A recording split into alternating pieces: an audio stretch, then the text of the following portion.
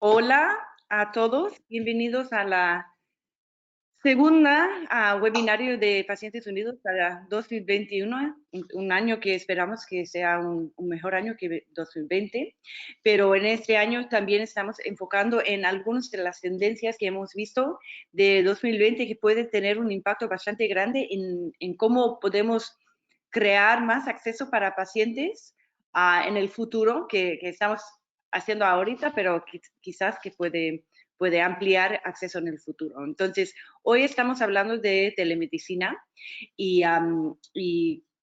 hemos notado que telemedicina ha tenido un aumento significativo durante la pandemia por razones obvias y queremos entender un poco más los beneficios y los retos de telemedicina. Hoy tenemos el grado de tener a Bruno Grassi Corrales. Él es un médico internista y diabetólogo de la Pontificada Universidad Católica de Chile y es el director de la Sociedad Chilena de Diabetología, que no es una palabra que conozco bien, disculpa. Nosotros nos conocimos en México en otro mundo, ¿verdad, doctor Gracias? Era una otra época y estuvimos hablando del diabetes y la importancia de mejorar el tratamiento para pacientes con diabetes. Entonces, doctor Graci va a hacer su presentación de más o menos media hora, 40 minutos, y después vamos a tener espacio para preguntas y respuestas. Y ustedes van a ver en la pantalla que hay la parte que dice preguntas o questions, y ahí ustedes pueden ir teclando las preguntas y nosotros podemos asegurar que el doctor Graci va a responder a todas las preguntas. El 23 de marzo vamos a tener nuestra próxima webinario sobre una investigación hecha al nivel regional por Pacientes Unidos sobre el impacto de COVID en los servicios hechos por pacientes, grupos de pacientes y telemedicina fue parte de eso también, pero tenemos otros insights y puntos interesantes de esta investigación que vamos a compartir el 23 de marzo. Entonces, doctor Gracias, sin más para decir por el momento, muchísimas gracias y a la orden. Muchas gracias por la invitación, saludos a la gente que va llegando. Y hoy día vamos a conversar un poco sobre todo de beneficios y un poco ponernos en contexto de por qué tenemos que usar telemedicina, sobre todo en el control de enfermedades crónicas en nuestra nueva era COVID. ¿Ya? Para los que no me conocen, yo soy médico internista, soy diabetólogo y nutriólogo, así que parte de las cosas que les voy a hablar van a venir desde el quehacer en mi especialidad, que es la diabetes, que vemos muchas cosas crónicas. Trabajo en la Escuela de Medicina de la Universidad Católica de Chile, y aquí tienen mi correo de contacto, por si alguien quisiera comunicarse conmigo. Entonces, quiero contestar dos preguntas con esta pequeña charla, que es ¿por qué necesitamos usar telemedicina en el año 2021? Vamos a ver que hay muchos elementos de reticencia a usarla, tanto de nosotros como de los pacientes. ¿Y qué beneficios ha mostrado la telemedicina en población crónica? Y después les voy a dar algunas recomendaciones personales que son las que siempre hago a los colegas que hacen telemedicina o que no quieren hacer, y para ustedes como usuarios de telemedicina, ¿no? Entonces, primero, para saber por qué telemedicina, tenemos que saber qué es telemedicina. Y una definición muy antigua de un libro del año 96 dice que la telemedicina es el uso de la información electrónica y la tecnología de comunicaciones para poder proveer y apoyar la atención de salud cuando hay distancias separando a los participantes, ¿no? Y este cuadro que se ve acá habla mucho de para lo que originalmente fue creada la telemedicina, que es para settings de acceso difícil, gente que vive lejos, países como los latinoamericanos, ciertamente, que tenemos como mucha concentración urbana y poca concentración en la periferia, pero que este año nos ha caído como anillo al dedo con la pandemia de COVID, y la telemedicina sin duda que podría, como por así decirlo, acortar las brechas que hay en atención, ¿no? No solo eso, sino nosotros en temas de docencia médica, que lo hemos subutilizado por muchos años, nos sirve para hacer reuniones clínicas, por ejemplo, para que los médicos que somos staff supervisemos a los médicos más jóvenes en lo que están haciendo sin tener que estar en presencial ahí, como se ve acá, para poder presentar casos clínicos entre estudiantes internos. y para poder integrar sistemas. La verdad es que, si bien la pandemia fue como un puntapié para empezar a hacer todas estas cosas. Mi país, en general, tiene algunas particularidades que lo hacen óptimo para la telemedicina, que es un país muy largo, con baja densidad poblacional en muchas zonas, con una cultura hipercentralizada, con un acceso muy desigual a la salud, con regiones, como es Chile, como lo ven acá, largo, con pocos o ningún especialista en ciertas áreas. Y aquí en Chile, no sé, en sus países, creo que también en casi toda Latinoamérica, está normalizado tener que viajar para buscar atención médica o segundas opiniones. Y si vamos a abrirnos a Latinoamérica, tenemos más similitudes que diferencias. Yo creo que no he sido médico en otros países de Latinoamérica, pero que la baja densidad poblacional en algunos sectores y la cultura hipercentralizada son comunes a la mayoría de nuestros países. La distribución de médicos especialistas también es muy desigual. Afortunadamente, dejando de lado a los amigos brasileños, casi todos hablamos el mismo idioma, casi todos tenemos un problema severo de acceso a la salud, y siempre estamos normalizando esto. Así que, en mi opinión, podrá tener pros y contras la telemedicina, pero creo que llevamos 25 años más o menos desde que se inventó esto, subutilizando una herramienta muy eficiente y potente.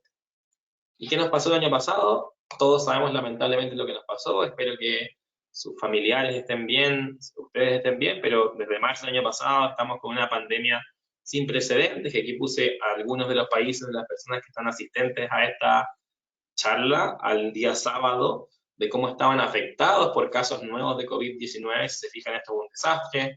Cada país ha tenido sus pics en días distintos, otros países más. Hacia ahora estamos en una segunda ola. Y lo que más nos preocupa es que esta enfermedad ha cobrado muchas vidas, ¿no? En muchos países de Latinoamérica se han perdido muchas vidas debido a COVID, y esto nos ha obligado a esta circunstancia que tenemos ahora, y por qué estamos hablando de telemedicina, que es que estamos encerrados en la casa, ¿no? Y si uno va a ver por qué le va mal a la gente con COVID, este es un trabajo que está publicado a principios del año pasado, que muestra algunos factores de riesgo de por qué la gente puede irle mal con COVID. Por tener una edad mayor, por tener enfermedades crónicas, enfermedades cardiovasculares, tener diabetes, tener obesidad, estar inmunocomprometidos por trasplante, tener enfermedades renales, enfermedades hepáticas. O sea, las enfermedades crónicas son un factor de riesgo de tener una evolución tórpida por esta enfermedad, ¿ya? Y aquí trae una revisión de Italia, que los pacientes con más edad, los que tenían diabetes, enfermedad cardiovascular, cáncer o exhumadores, son 2/3 de los que se morían, y que muchos pacientes tenían más de 50 años, ¿ya? Y si uno va a ver, al día de hoy, ese trabajo es un poco antiguo, al día de ayer, según CDC, a qué personas les podría ir peor con COVID, todos aquellos con cáncer, enfermedades renales, pulmonares, síndrome de Down, diabetes tipo 2, enfermedades cardíacas, inmunosupresión por trasplante, obesidad, las embarazadas, los que tienen tabaquismo, y probablemente los con asma, enfermedad cerebrovascular, hipertensión, diabetes tipo 1, otras formas de inmunosupresión, los pacientes adultos con demencia, la enfermedad hepática, la fibrosis pulmonar y el sobrepeso. Son todas condiciones que tienen en común dos cosas, que son patologías crónicas que requieren control, y a la vez son patologías crónicas que les iría mal si se expusieran a contagiarse de COVID. Así que frente a este escenario nos aparecen algunos desafíos que son importantes para los pacientes crónicos. Los pacientes de alto riesgo debían permanecer en cuarentena si tienen riesgo de mala evolución. Lo ideal es que estén en cuarentena. Sin embargo, sigue existiendo la necesidad de tener controladas estas patologías. Todas estas patologías dan secuelas o complicaciones si no se controlan de forma eficiente en el tiempo, y a la vez porque estas patologías, la mayoría mal controladas, empeoran aún más la evolución por COVID. Y esto nos lleva a convivir con altos niveles de estrés, incertidumbre, y mucho nos ha pasado a todos, cambios en dieta y reducción severa en la actividad física. Y esto en nuestros países latinoamericanos, a mi juicio, ha aumentado de forma muy importante la visibilidad de las brechas en acceso a salud. Y esto no nos es indiferente. Esto, como les decía, se lo traigo desde la diabetes, pero este es el modelo de la inercia médica, ¿ya? Esto es qué es lo que pasa con las enfermedades crónicas al dejarlos a evolución natural y no hacer cambios. Eso lo llamamos inercia médica. Y aquí tenemos una representación de qué pasa con pacientes. Aquí están los meses, se fijan, 6, 12, 48, 54 meses. Aquí está el control metabólico, que es un parámetro que usamos en diabetes para definir que una persona está bien controlada. Y aquí en morado vemos los pacientes que están no tan bien controlados, en que no se hicieron cambios, versus los pacientes en que se hizo una intensificación de terapia en algún control y se les mejoró el control metabólico. Si se fijan, se genera esta como brecha esta área bajo la curva que mueve el desarrollo de 67% más de infarto, perdón, 51% más de infarto cerebral, de falla cardíaca o de desenlaces cardiovasculares adversos. Es decir, en esta situación que estamos de pandemia, dejar estar nuestro control, dejarnos en evolución natural y ver qué pasa de aquí a 2 años, no es una opción, porque eso nos va a acumular este año o 2 años de no tener intensificación del control y perder nuestros controles, va a generar complicaciones. ¿Qué otras intervenciones han intentado para resolver esta brecha o esta falta de acceso a la salud otras veces? Se ha visto, bueno, manejar solamente el estrés y la ansiedad. Se ha visto evaluar la autogestión en base a entregarle a los pacientes herramientas y dejarlos solamente a la autogestión libre, que es un modelo que usamos mucho en diabetes tipo 1. Intervenciones electrónicas vía mensaje de texto, apps para smartphone y autogestión guiada por computación, pero la verdad es que aquí abajo están las referencias, pero ninguna de estas intervenciones, pese a que estamos en el año 2021, ha logrado reemplazar los controles por un equipo de salud. ¿Ya? Entonces, no hay ninguna intervención con evidencia sólida que pueda reemplazar la atención clínica por periodos prolongados, por lo tanto, los pacientes con enfermedades crónicas tienen que atenderse durante la pandemia y durante lo que dure la cuarentena. ¿Ya? Así que para resumir hasta acá, la telemedicina o telesalud es una herramienta que lleva 25 años descrita, fue hecha para cortar brechas en salud con otros potenciales. La pandemia COVID es una situación sin precedentes para nosotros. Ya ha existido en la humanidad gripe española, peste bubónica, que nosotros no lo sabemos, pero para nosotros esta situación no tiene ningún precedente y los pacientes con enfermedades crónicas tienen alto riesgo de complicarse. Además, las enfermedades crónicas pueden verse muy afectadas en esta época tanto por el estrés y por los cambios en la alimentación y por el sedentarismo. Y pese a que hay múltiples intervenciones que podrían ayudar, psicología, apps, registro, necesitamos seguir en contacto profesionales con pacientes.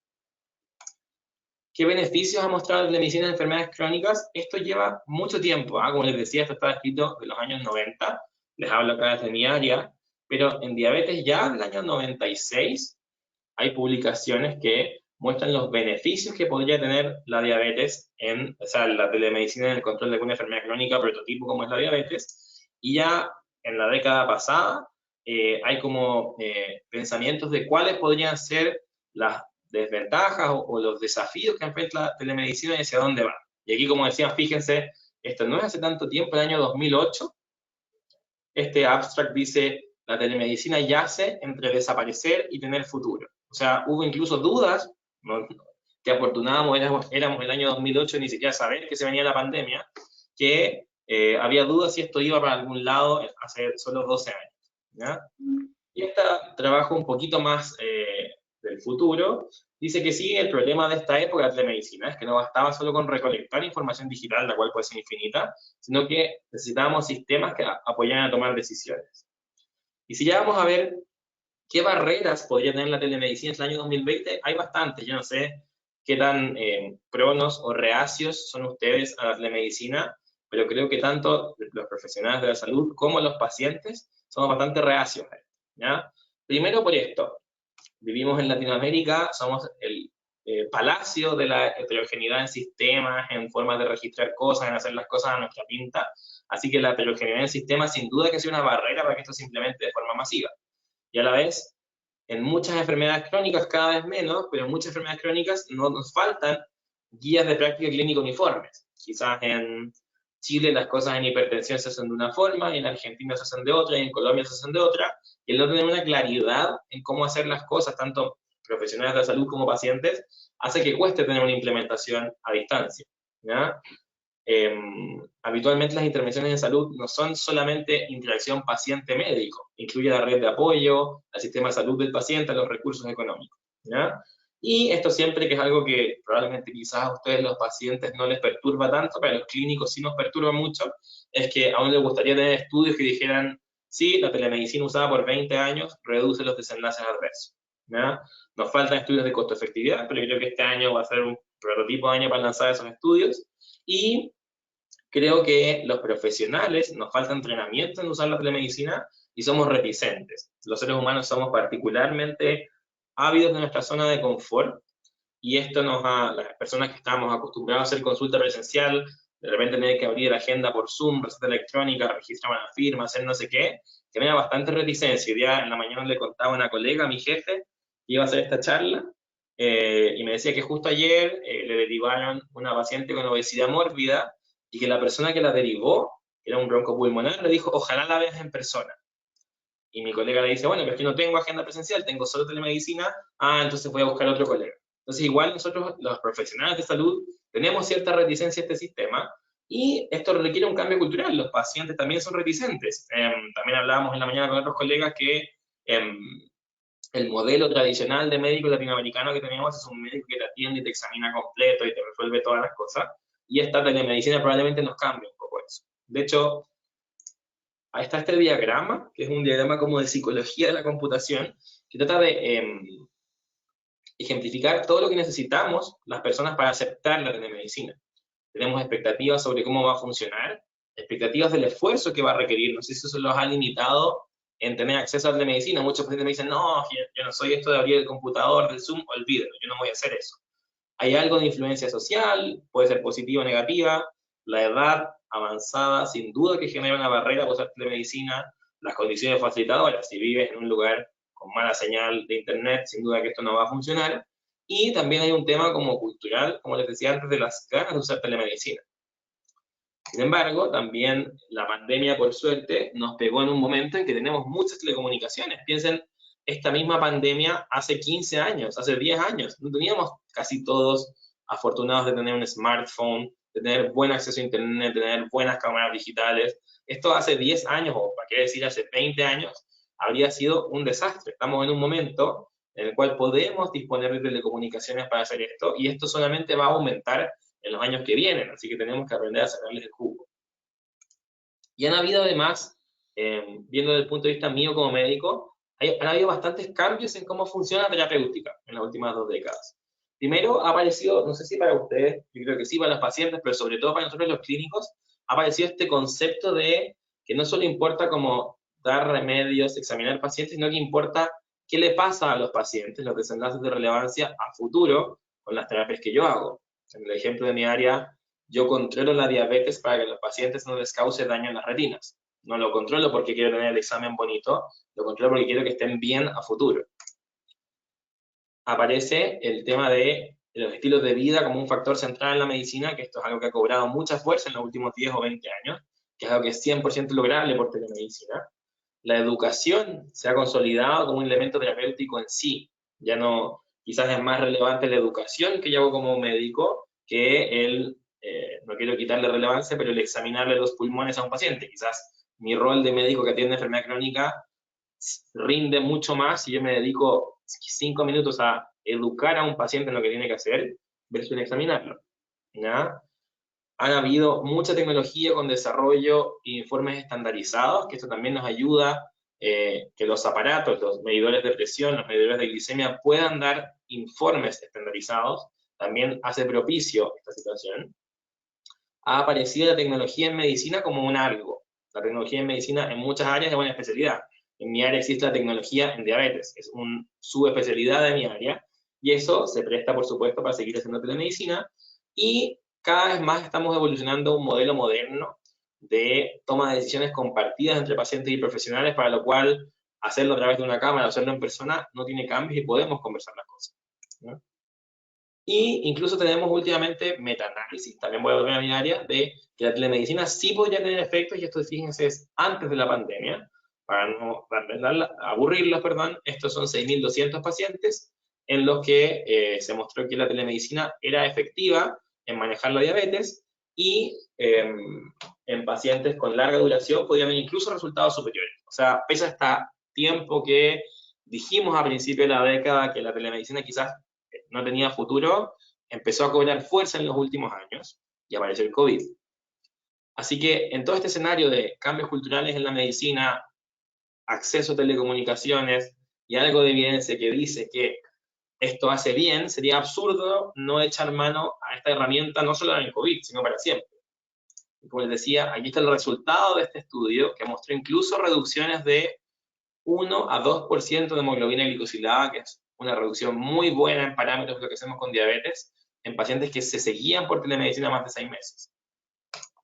Algo más local, esto es una experiencia en Chile de telemedicina de un colega, el doctor Cristian Tavilo, que implementó una estrategia de telemedicina en Antofagasta. Para contar a los que no son de Chile, Antofagasta es básicamente una ciudad en medio del desierto en Chile, que tiene pocos habitantes y tiene muchos municipios con poquitos habitantes periféricos. Y la verdad es que el hospital, los especialistas, todo está en Antofagasta, que es la ciudad como de 200.000 habitantes, pero existen muchos pacientes con enfermedades crónicas, diabetes, hipertensión, a lo largo de todas estas comunas. Cristian lo que hizo fue que implementó un sistema precario, esto es antes del COVID, lo implementó en 2017, implementó un sistema de evaluación digital que el médico del consultorio periférico llenara una ficha de registro, se la presentara el médico de médico a médico al diabetólogo central del hospital, se implementaban usar fármacos, reeducación y estar recontrolando, y esto para no aburrirlos logró mostrar reducciones muy potentes de hemoglobina glicosilada a 6 meses, ¿ya? Esto es algo que, para que se hagan una idea, incluso las terapias más modernas de la diabetes reducen un 1%, 1,5%. Así que esto es un modelo muy exitoso que el doctor David espero que lo publique en una revista pronto, pero para mostrar que todas estas herramientas modernas, en un prototipo de enfermedad crónica como es la diabetes, pueden tener resultados beneficiosos en salud. E incluso con COVID ha aparecido este grupo de la India que ha mostrado muchos como resultados de cómo implementar la telemedicina en el COVID o qué barreras tenemos. Y sí, tenemos algunas barreras que son importantes que ustedes también deben reconocer como pacientes que nos limitan a usar la telemedicina. La conexión a internet, si se fijan, aparece como la principal barrera, no tener un computador adecuado, lo que hablábamos antes de los pacientes que son vírgenes a tecnología, que probablemente necesitan que un familiar los acompañe para resolver esto, mal uso de los smartphones, problemas de audición, el ambiente inadecuado, ruido, que no pueda prestarse una conversación, o pacientes que prefieren, en vez de usar plataformas de telemedicina, usar WhatsApp o están acostumbrados a usar WhatsApp, ¿no? Así que esto no está exento de barreras, pero tiene bastante futuro, ¿no? ¿Qué cosas personales siempre recomiendo yo de telemedicina? Yo soy súper fanático de hacer telemedicina, así que tengo algunas recomendaciones personales, ¿ya? Si hay algún profesional viendo esta plática, por favor, abra agenda de telemedicina, es necesario, es impresentable, como les decía, en un continente con la geografía de Latinoamérica, que no tengamos todos agenda de telemedicina, ¿ya? Pacientes, ábranse la opción de hacer telemedicina. Igual hay bastantes pacientes que están cerrados y que no quieren ir al doctor porque no quieren hacer esto y ya llevan 1 año y medio sin control. Pacientes, vayan a telemedicina, estén dispuestos, ¿ya? Siempre digo a los colegas, esté dispuesto a que el sistema falle y de todas maneras tenga que hacerlo por WhatsApp o por teléfono. Y tanto para pacientes y para profesionales hay que tratar de estructurar la información que va a usar en la consulta, ¿ya? El tiempo en la consulta no es infinito, es finito, será media hora, 25 minutos, así que si usted tiene aparatos, tiene un glucómetro, se toma la presión, tiene un journal que está en un cuaderno, sáquele fotos, tiene una aplicación que hace informes, saque los informes y téngalos listos para ir de medicina. No desperdicie su tiempo conversando entre profesional y paciente en descargar la aplicación, en bajar el informe. Haga lo que pueda hacer en la casa, pésese, siempre para su control, y tómese la presión si es que puede. Y si usted quiere contar algo que necesite examen físico, téngalo preparado. Si quiere mostrar una mancha en el pie, no haga la consulta de medicina con botines y calcetines. Tenga el pie listo para mostrarlo por cámara en un lugar en que pueda mostrarlo por cámara. Y esto siempre se lo recomiendo a los colegas, que estar en telemedicina no es una excusa para no ocupar el modelo multidisciplinario. Aquí muy cortito, solo para mostrarles que hoy en día los sistemas permiten hacer esto. Antiguamente los pacientes tenían que registrar glicemias en sus cuadernos, mostrarlas. Hoy en día los sistemas, los glucómetros, los aparatos, entregan información que es útil para poder tomar decisiones tanto para pacientes como para profesionales. Aquí un ejemplo de un modelo de glucómetro, y aquí un ejemplo de una descarga de una bomba. Nos da promedios de glicemia, cómo le da el paciente, cuántos carbohidratos come, cuánta insulina ocupa al día, etc. Y toda esa información es muy útil para la práctica clínica. Así que acuérdense, como recomendación personal de profesional a pacientes, tener su dispositivo descargado y su informe listo para hacer una consulta de medicina. No pierda tiempo en la consulta en eso. ¿Qué cosas mismas sobre la consulta y basado en la experiencia personal? Parte de la consulta hablando sobre la pandemia. Este es un alivio para ambas partes. Los doctores no lo hemos pasado nada de bien en la pandemia. Entonces, contar cómo estamos, saber que estamos bien, saber que nuestra familia está sana o no, es un alivio dentro de esta situación, ¿ya? Así que siempre parta contando y cómo lo han pasado ustedes, ¿ya? Y estemos dispuestos, sobre todo en esta consulta, como es una consulta de educación, hay que estar dispuestos a explotar los estilos de vida. Tenemos que hablar de alimentación, y para ustedes como usuarios, sean sinceros y honestos. Todo, es más fácil que hablemos de dónde estamos comiendo mucho delivery, dónde estamos comiendo mucha chatarra, a ocultarlo. Tenemos que hablar de actividad física y estar dispuestos a modificar nuestras concepciones previas sobre la actividad física para tener éxito en telemedicina, y tenemos que hablar sobre los fármacos, ¿ya? ¿Qué cosas tenemos que estar conversando en una consulta sobre alimentación en telemedicina? Los patrones horarios. A muchas personas, a muchos de ustedes les debe haber pasado que la pandemia les destruyó su horario, están trabajando hasta las 12 de la noche, se despiertan tarde, no toman desayuno, no almuerzan, qué sé yo. Hay que tratar de volver a conversar de esto y volver a reeducar eso, ¿ya? Muchos pacientes, por lo menos acá en Chile, el delivery se masificó y todo el mundo ya no está cocinando, sino que está pidiendo comida rápida o delivery. Muchos pacientes están ahogando su ansiedad en atracones de comida, que es algo que los médicos tenemos que preguntar dirigidamente y ustedes como pacientes tienen que contarnos. Mucha gente ha aumentado de forma muy importante su consumo de alcohol y drogas, que también tenemos que conversar en la consulta. Y esto es para los profesionales que me estén viendo, hay que tener recomendaciones preparadas, y yo siempre digo a la gente que derive a la telenutricionista, ¿ya? Y pacientes, también les digo, confíen en que una consulta nutricional con una dietista por telemedicina es muy útil y fructífera. No sean reacios a eso. De hecho, las consultas por telenutrición con fotos, educación, son muy provechosas.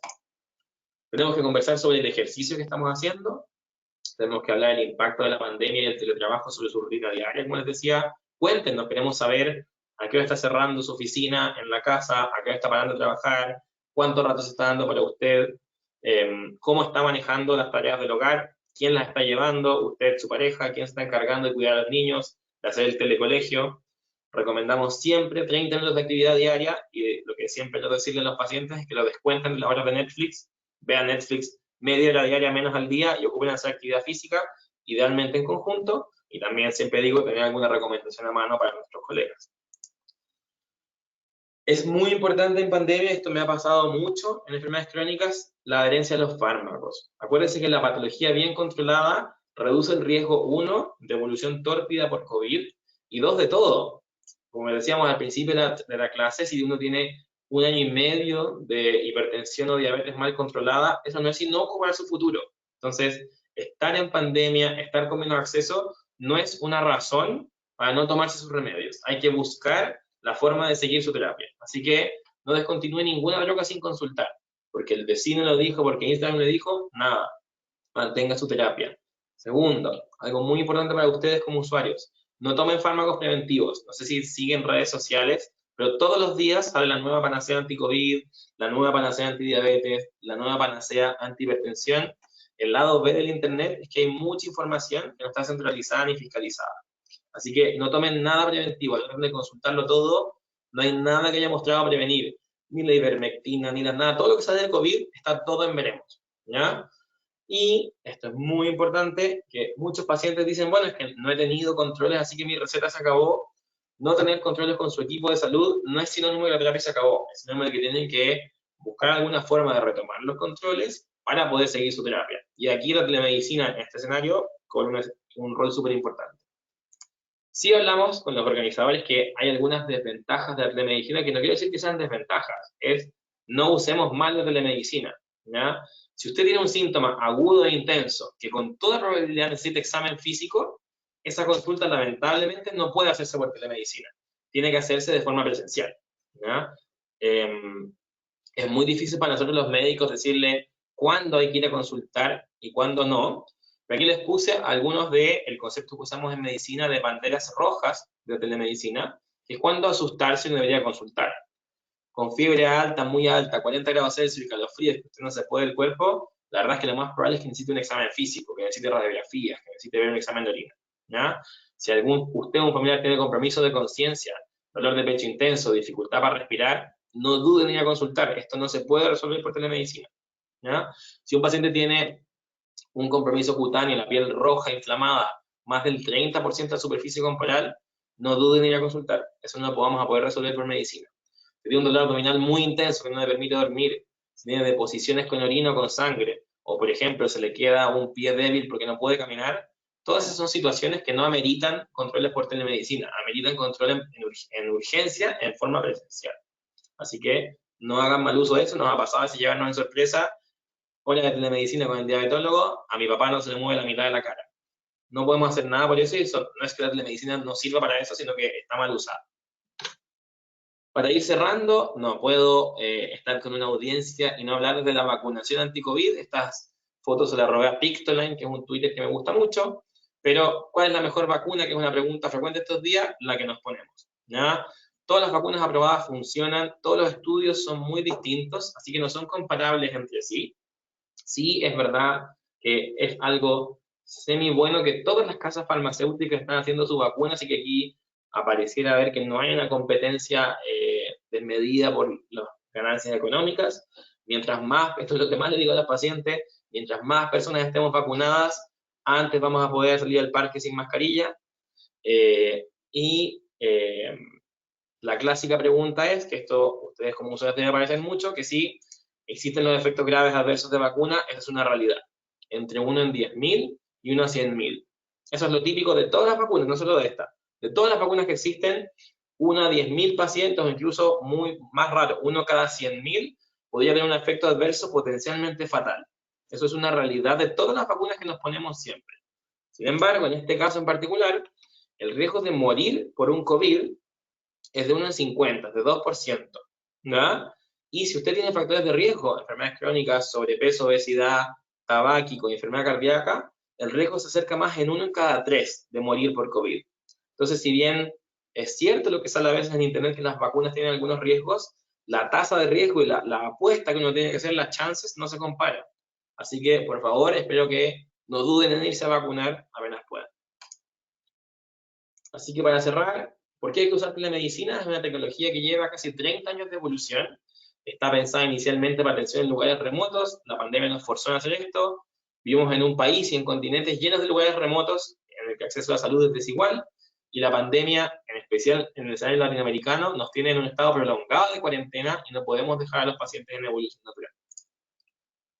En los 90 se planteó que la diabetes, que les mostré muchos datos de eso, pero en general las enfermedades crónicas son enfermedades propicias para realizar telemedicina. Todas las enfermedades que manejamos con educación son 100% propicias para manejarse con telemedicina, y no tuvo el auge pensado, probablemente por falta de homogeneización. Sin embargo, hoy en día creo que es una herramienta no solo potente, sino necesaria en el control clínico, que aparte está uniendo países. Yo estoy viendo pacientes de Argentina, de Miami, he visto pacientes. Ha sido bien interesante eso, y estamos acortando las distancias en nuestros países que son medio raros. Así que mi conclusión final, creo que la telemedicina vino para quedarse, así que tenemos que acostumbrarnos y hacerla mejor. Y con eso quedo listo para dudas. Excelente, gracias, doctor Grassi. Tenemos algunas preguntas aquí que están entrando, pero la presentación fue muy clara y estoy completamente de acuerdo que la telemedicina está aquí por siempre, y en un cierto sentido eso quiere decir que podemos llegar a pacientes que son más lejos y ofrecer acceso a medicina más de alta calidad, ¿no? Una pregunta que entró es que ahora que estamos más tarde en la época de COVID, si tú, ahora que están entrando tus pacientes, porque al principio realmente todo el mundo estaba quedando en casa, si tú estás notando que los pacientes que están entrando ahora están más enfermos porque no estaban cuidándose o teniendo acceso a sus médicos al principio. Mira, no 100%, te diría que yo abrí telemedicina apenas, no sé, el 28 de marzo yo de haber tenido agenda de telemedicina ya, como que partí de inmediato con varias horas. Entonces te diría que un 50-60% de mis pacientes nunca le pasó esto porque seguimos en versión virtual, y sí se nos perdieron como un 20-30% de los pacientes que están volviendo ahora, ya ahora que estamos presencial, y efectivamente sí, hay muchos que esto que les decía, que no tener control con su equipo no es sinónimo de dejar de tomarse un remedio, y nos pasó mucho eso, es que se me acabó la receta, y como decía, por 6 meses me lo dejé de tomar. Y los remedios decían por 6 meses porque es el tope de la receta. Entonces sí, la gente que se dejó de tomar los remedios está bastante peor controlada ahora. Y lo otro que hemos visto bastante es esto que les decía de que la gente, por la alimentación y el sedentarismo, tenemos muchos pacientes que subió mucho de peso, y eso sin duda que les está complicando sus enfermedades hoy. Sí, me imagino. Y para todas las enfermedades crónicas el peso es un problema, ¿no? Entonces, para telemedicina, ¿cuáles serían algunas de las políticas públicas que podrías recomendar? Porque muchas de las personas que están en la línea son advocates que trabajan en políticas públicas. ¿Qué tipos de cambios en la política podemos pedir del gobierno para crear más demanda y mejor tratamiento por telemedicina? Mira, es una súper buena pregunta. Aquí, por ejemplo, en Chile nos pasó al principio que muchas ISAPRES, que son los pagadores chilenos, no reembolsaban la consulta de telemedicina. Entonces, la única opción de pagarla era de tu bolsillo, y es caro. Entonces, creo que el primer advocacy que hay que hacer es que esto tiene que estar pagado por los seguros de salud en todos lados. Y en el fondo, esto es una alternativa, insisto, particularmente en las enfermedades crónicas, es súper útil. Yo, de hecho, acá en Chile, para contarles, en mi hospital estamos presencial. Yo dejé una agenda de telemedicina para siempre, que no la quiero sacar porque veo pacientes de lejos, de regiones y eso. Así que creo que lo primero es que sea cubierta la atención por telemedicina de especialistas y de control clínico por los seguros de salud. Yo creo que ese es el principal advocacy que tenemos que hacer para partir. Y algo mucho más soñador es que ojalá hubiera, no sé, en cada país un sistema unificado de obtención de datos de telemedicina que permitiría que si el paciente cambia de especialista, estén sus datos ahí, aunque no sea el mismo centro, pero eso creo que en realidad en Latinoamericana, sin tirarnos para abajo, estamos a años luz de que eso ocurra. Pero sería genial que hubiera un sistema unificado de datos, de exámenes, de laboratorio, etc. La digitalización de salud, así que podemos que ver existe, en el fondo, la digitalización bien hecha, que eso es lo que nos falta. Sí, bien hecha, mejor dicho.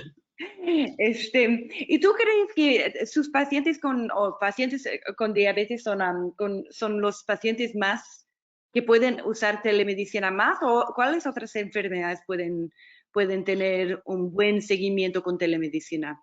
Mira, hoy día hablábamos con unos colegas, que hay una allá atrás mío, que hay muchas enfermedades que la mayor parte de las conductas, viéndolo como médico, la mayor parte de las conductas clínicas que tomamos están en la historia, no en el examen físico. Muchas veces no quiero que los pacientes se queden con la idea que el examen físico no sirve para nada. Pues nosotros los médicos operamos más o menos con que ustedes nos cuentan una historia, yo me armo como unas teorías en la cabeza y las voy a confirmar con el examen físico. Entonces, cualquier cosa que no necesite descartar, por ejemplo, lo que les decía en la última diapositiva, ahora que el paciente tenga una neumonía, ahora que tenga un infarto, ahora que tenga cualquier cosa que no sea eso, se presta para telemedicina. En el fondo, aparte, la mayor cantidad de las enfermedades crónicas son: deje de fumar, aliméntese sano, haga ejercicio y busquemos las mejores terapias que te acomoden a ti y a mí para que tus desenlaces a futuro sean mejor. Eso se puede hacer todo por telemedicina, y en lo que quieras, en enfermedad pulmonar, cardíaca, etc. Por supuesto que, claro, se pierde el contacto físico, que a veces en la cultura latina es bien importante. Eso a veces se nos va, que en nuestra cultura es bien importante, como el abrazo, el darse la mano, pero estamos obligados a que ahora no se pueda. Así que mi visión es que cualquier patología crónica se debería poder adaptar a atención en telemedicina, cualquiera. Ok, gracias. Otra pregunta.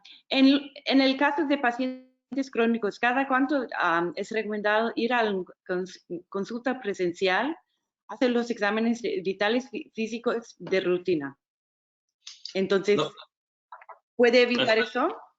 Esto es como un modelo híbrido, pensando que hacer tantas consultas por telemedicina y una presencial sería algo así.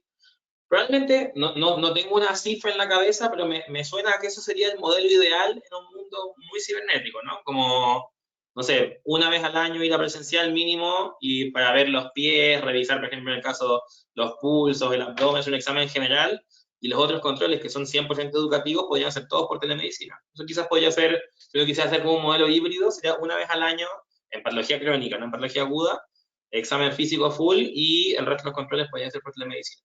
Está bueno eso.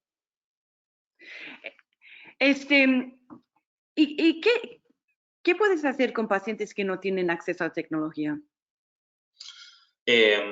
Bueno, uno es hacer, ahí también parte de la advocacy, la tecnología debiera ser cada vez más una necesidad de acceso universal.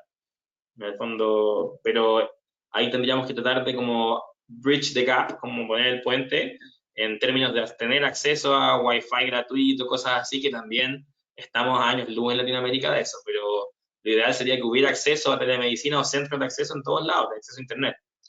Pero claro, ahí la advocacy tiene que ir como por acceso universal a tecnología, más que particularmente a telemedicina. Nos ha pasado ¿Y un poco puedes hacer? parecido en la universidad, que el acceso de los alumnos a Internet no es igual. Entonces, como universidad nos hemos preocupado de que los alumnos que tienen problemas les hemos contratado un plan de Wi-Fi. Algo así tendría que ser, como que el gobierno debería asumir que todos los pacientes deberían tener acceso a telesalud, pero también está difícil. Sí, sí, sí. ¿Y podrías hacer telemedicina por teléfono? Sí, o sea, hoy en día con el 4G, 5G, sin duda que se podría hacer. De hecho, probablemente hay varios startups haciendo como aplicaciones de telemedicina para teléfono. Te lo doy firmado que está lleno, debe estar lleno de ingenieros inventando una aplicación de teléfono para hacer telemedicina. Yo en verdad tuve harto tiempo con problemas en mi oficina por la cámara digital y ponía el celular al lado del teclado y mi celular era mi cámara, pero básicamente estaba haciendo telemedicina por teléfono. Pero estoy hablando de teléfono viejo de casa. Sin hablar, yo creo que se pierde un poco, creo que parte de la educación tiene que ver con cómo hablamos, cómo transmitimos con el lenguaje no verbal, así que eso se pierde un poco, pero creo que en casos extremos, como quizás lo que me preguntabas tú, como en pacientes sin acceso a tecnología o pacientes más añosos, si bien no es lo ideal, es preferible tener una conversación telefónica a nada. Así que creo que se podría, pero me parece que no es óptimo. Me parece que el óptimo tiene que ser con lenguaje no verbal. Sí. Y de la resistencia para los médicos, ¿viene por falta de pago o cuáles son algunas de las barreras fuera del dinero? Porque eso es obvio, que, que hay algunas de las barreras de parte de médicos que podríamos también enfocar. Yo creo que los médicos en general somos una profesión muy poco habituada al cambio. Entonces, esto requiere un cambio de todo, de tu rutina, de que, no sé, yo me encontraba con colegas que dicen, no, es que a mí los miércoles me gustaba ir a no sé dónde porque era mi día que iba para allá y después pasaba al centro comercial. Es como, ya, pero no se puede. Creo que la barrera es más que resistencia al cambio que haya como algo técnico que no les permita. Eh, Creo que es un paradigma nuevo y como todo paradigma nuevo en medicina, siempre viene con un buen porcentaje de colegas que son muy reticentes a cambiar. Creo que por ahí. Ok, entonces tenemos que esperar hasta que los médicos sean más jóvenes. Todos. Sí. ¿Y tú crees que las consultas de telemedicina deberían ser del mismo tiempo o pueden ser más corto o más largo? Yo creo que deberían ser del mismo. Creo que igual, así, no solo en telemedicina, yo creo que en toda Latinoamérica tenemos que evolucionar hacia un sistema eficiente de consultas que permita que trabajemos al final, porque si tenemos puras consultas de 1 hora y media, no vamos a poder ver a todos los pacientes. Entonces tenemos que lograr también un sistema eficiente de en 20 minutos, media hora, ser capaz de identificar un problema, resolverlo, tratarlo y dar indicaciones. Porque si, insisto, si hacemos puras consultas de 2 horas, no, el sistema no da para que podamos ver a los pacientes. Sí. ¿Y cuáles otras intervenciones has visto durante la pandemia que tú crees que puede ser un cambio para el futuro como telemedicina? ¿En qué sentido? Bueno, telemedicina es algo que empezó o se puso mucho más activo durante la pandemia, pero había otras cosas que se puede hacer online que ahora Sí, la verdad no es hay que mucho. ahora entendí la pregunta. No, no nos ha pasado, por ejemplo, nosotros que acá en Chile somos un centro de referencia, siento que no hemos tenido como esta utilización masiva de que, no sé, un médico de lejos nos presente un caso para tener opinión diagnóstica, eso, por lo menos en Chile, no sé en otros países, aquí ha pasado muy, muy poco, ¿ya? Nos ha pasado, sí, que saliendo de la atención clínica, la enseñanza de medicina sí también se pasó mucho a teleenseñanza, a casos clínicos simulados, hemos tenido actores por cámara para enseñarle a los alumnos cómo hacer cosas, así que eso también ha ocurrido, la teleconsulta, pero como te digo, esto del teleinforme o la tele segunda opinión ha pasado muy, muy poco, en Chile. Okay. Segundo, opinión, nunca he oído de ese. Teleopinión, tele segunda opinión. Ok. ¿Y en Chile tienen o hay acceso a prescripciones electrónicos? Sí, eso ha ido modificándose, pero casi todos los centros tienen acceso a su receta electrónica con firma electrónica y están validadas por el Instituto de Salud Pública. Y algunos profesionales, de los cuales yo no estoy, los psiquiatras particularmente, pueden recetar incluso psicotrópicos por vía electrónica. Clonazepam, esas cosas. Pero sí, aquí está utilizado el recurso de receta electrónica, que claro, es clave para que esto funcione. Ya. ¿Y tú crees, otra pregunta, ¿crees que es el autocontrol y el toma de el tratamiento correctamente es la clave del éxito de telemedicina? O sea, creo que es la clave del éxito de la medicina en general, no solo de la telemedicina, como tenemos que empoderar a los pacientes a que tomen decisiones benéficas pensando en su beneficio para su futuro y su bienestar siempre, no solo en telemedicina, como que es un paradigma de las enfermedades crónicas que los pacientes tienen que empoderarse y entender que la terapia no es para el doctor, sino que es para que estén mejor a futuro. Y eso tanto virtual como presencial. Sí. Si tenemos un comentario de Centroamérica, de Silvia Castillo. Hola, Silvia. Hola, Silvia. Tendremos que ir educándonos para poder educar pacientes y aprender sobre la telemedicina, que por lo visto es el futuro para atención remota, y estar conscientes de la importancia de ir a consulta y controles presenciales. Gracias por tu ponencia, en la cual se ajusta muchísimo a nuestra realidad.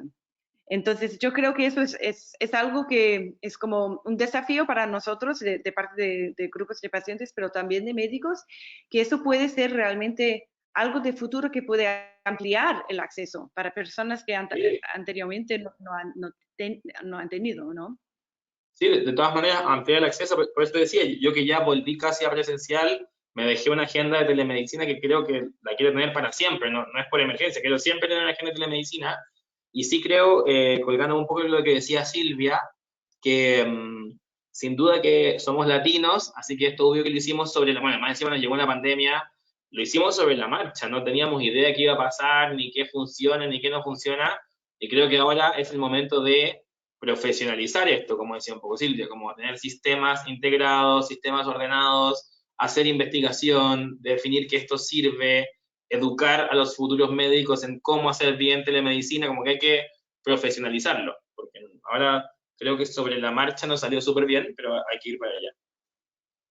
Ok. Otro comentario que entró era, o pregunta, si estás notando que con pacientes con diabetes que tienen efectos colaterales más fuertes con la vacuna. ¿Sí he escuchado eso? No. Sí. Mira, la verdad es que los efectos colaterales de las vacunas son bien como efectos colaterales fuertes, son iguales en casi todas. Es la tasa que les decía, es como casi todos los estudios que he revisado es 1 en 30.000. Es algo así la tasa. Efectos colaterales graves. Efectos colaterales menores como sentirse mal, que le duele el brazo, es bien frecuente y es bien intravacuna, como que algunas vacunas tienen más dolor de brazo, otras tienen más fiebre, pero esos son efectos adversos que yo entiendo que son molestos para ustedes, pero que no importan. Como hay que ponérselo igual y es algo esperable y se pasa. Pero no hay más tasas de efectos adversos graves, severos, en pacientes con diabetes que yo sé. Es que son muy raros, en el fondo los estudios tienen 60.000 personas y 2 les pasó algo. Entonces es difícil que yo te diga con esos 2 de 60.000, sí, mira, es más frecuente en los que tienen diabetes. Les dio a 2 personas. Y ni siquiera con diabetes 1. Como te digo, en Ok. estudios de 100.000 personas hay 3 casos, cosas así son. Sí, sí. ¿Y tú tienes esperanza que para los niños en el futuro podemos vacunar a los niños menos de 10, 5, 4 años? Esperemos que sí, porque la idea es que haya mucha gente vacunada.